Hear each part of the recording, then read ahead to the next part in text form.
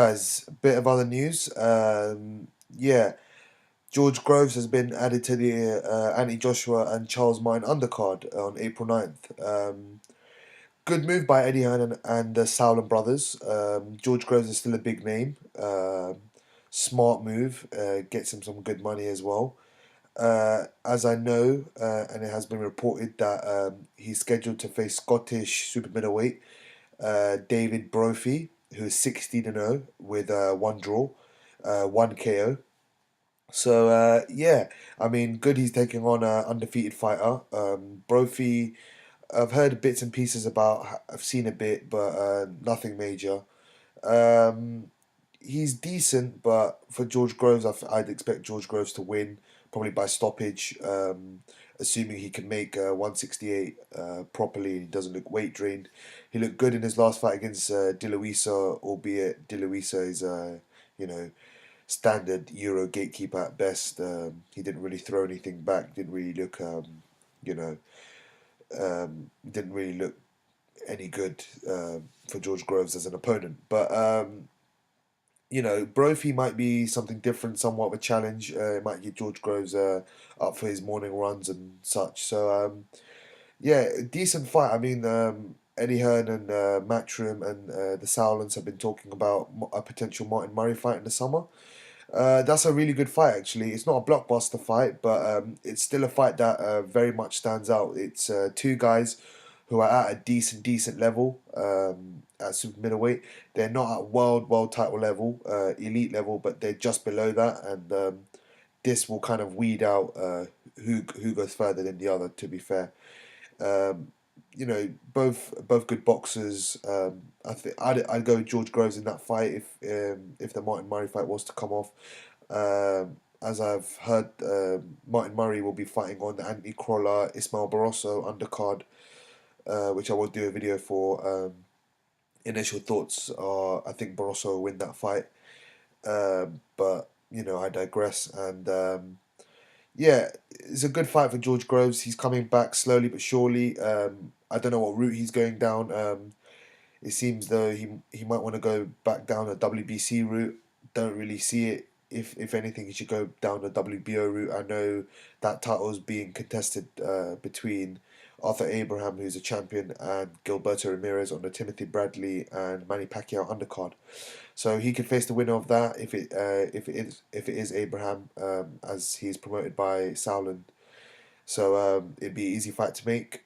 But if not, he could go down a WBA route, possibly an easier route there. De Carolis holds the regular title, and if he wants to go for the super champion, which is Felix Sturm, that's still a winnable fight for him as well. So you know he'd be better inclined to go down that route, or if not, he's trying to get a lot of money, go down the James DeGale rematch route. That would generate a lot of interest in the UK. So George Groves and his team have to think about it and go with the smartest. And for him at the moment, I think he in the first fight he lost to James DeGale. For me, he lost to Badou Jack. You know, Arthur Abraham, experience wise, he's had that George Groves, but you don't want to go in there. Um, for a lot of people, they go in with Abraham thinking they're gonna win, but he always seems to like have that minute and a half at the end of the round. It was nixed around, so in Germany especially. So might be a tougher fight than people think. I still think he could win that fight, but if he's going down an easy route, you could get the Felix Sturm or De Carolis fight. It shouldn't be too hard to make as well. Felix Sturm is based in Germany. He can work with the Sauerland brothers. I know they used to work together, but I think they had a falling out or something like that. So don't quote me on that. But still an easier fight to wait. It's still an easier fight to make. Sorry. Um, yeah. As I said, things are looking up for George Groves. Hopefully, and yeah, let's see where he goes from here. Um, on a side note, Tony Bellew has got a WBC cruiserweight uh, title fight, sorry, and it's against Ilunga Makubu, South African. Sorry if I butchered the name, but yeah, Makubu. I've seen a bit of him. I have seen him. He looks pretty decent. Looks like a handy fighter. Last time I saw him fight was against Mkunu. who was another decent fighter at cruiserweight, and he knocked him out, I think it was. So yeah, for me, the winner of this fight has to be Makubu. He just looks a lot better. He's a decent boxer. He can punch. He's got 19 wins, one loss, 18 by KO. So yeah, he looks like a solid operator at cruiserweight.